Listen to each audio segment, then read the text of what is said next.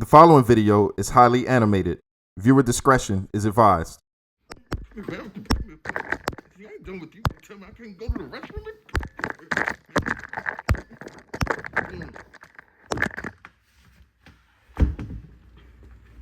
Teacher. Are you triggered? Amused? You should imagine how I felt in the heat of that moment. Now, despite how funny, entertaining, or foolish that above short skit that I did may seem, it may even actually a little bit out of my character, out of my element. It may have made you feel awkward for a moment, but it's real.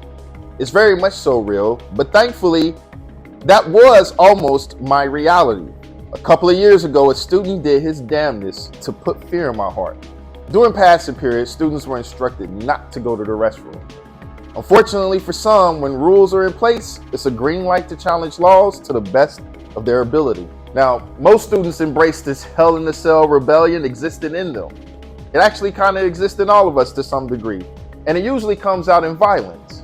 Unfortunately, on that day, I was no exception to this rule, receiving the ire of one hostile male who became immature about the restroom restrictions during transition. Funny enough, there was a restroom resting across the hall from a computer lab that I ran. Now, because of the convenience of me being near the bathroom, I was asked to monitor it, enforcing the rule of no entry during passing period. Well, surprise, surprise, a few students weren't too thrilled about this. One in particular gave 0 Fs about campus policy and procedures. Probably many more students, but he was a little bit more daring to show how much he did not like this. Man, I'm trying to go to the restroom right now. I'm sorry, but it's locked during passing period. Man, if you don't get your old corny ass up out of here, I'm sorry, sir, it's locked. You can't use it right now. Man, get the out my way. Sorry. My villain in the moment didn't wind back to signal he was getting ready for a punch.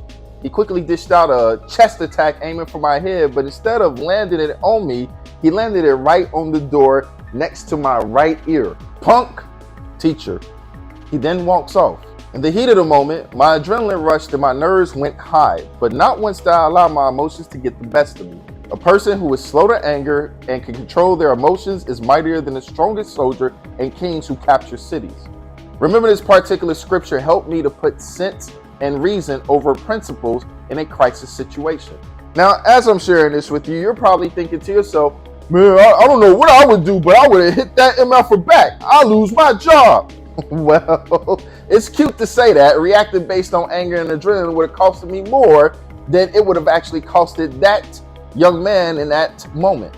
After that situation, which happened at the beginning of the school year, I made it a point not to avoid him in the hallway, never cowering or presenting any animosity crossing paths. I even showed his fellow gangbangers courteous behavior. And get this, eventually I moved this same guy to my room, and I just take it as God sometimes has a sense of humor. While it didn't seem he remembered our brief altercation, he still carried a violent aura about him. I had to monitor him very closely, and sure enough, he began to pick on other students in the classroom, making violent threats. I had to be careful on how I actually approached him because of his volatile nature.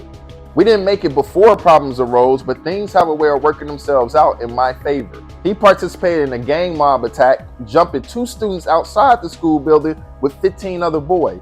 Now, because this attack was labeled as gang violence, this plus all the other blemishes on his rap sheet finally caused good reason for expulsion.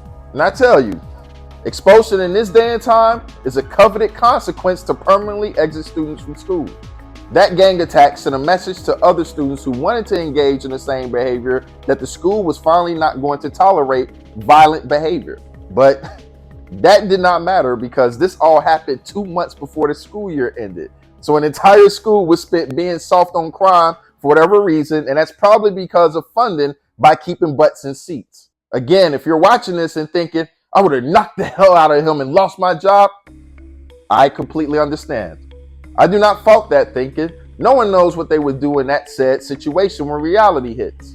Now, my 80s and 90s Chicago upbringing instilled in me a sense of hesitation due to the high rate of retaliation that would occur if I would have struck back at any gang affiliate.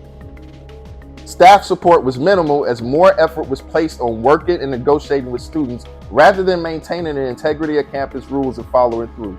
Now, this occurred with dress code and other behaviors where one day admin was strict on students not following the rules, and then another day they were bringing down a hammer on teachers for enforcing the policies that they created. I remember a teacher was chasing down a student with a hoodie, instructing them to remove it because it was against dress code and hiding objects in their hoodies. Yes, we all probably know that that's a real thing. Yet, admin backdoored their own expectation, publicly ridiculing the teacher for being too hard on the student right in front of that same student and his peers.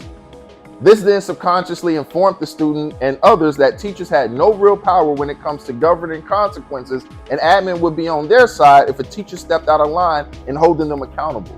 Now, I know this video isn't about dress code, but what the inconsistency of enforcing this policy represents is a symptom of a larger problem, which led to that young man feeling like he can attempt to attack me in the first place. Look, at the end of the day, I'm a person who loves being a team player and will do what is asked of me by my superiors willingly. However, this does not mean I volunteer extra services, especially when I realize that work admin will not do, they will pawn it off on the next sucker. So if something like dress code isn't being followed through to high expectations, then I'll be the last person to police holes in jeans or telling the student to kick rocks in their crotch. While I was blessed to have a close call in this instance, other people are not so fortunate. In this case, I'm not referring to fellow teachers, but former students who skipped threats to go straight for the jugular. I've taught bright young minds who became local criminals, just like this one who exterminated his best friend over a gold watch with a MAC 10 right here in this video.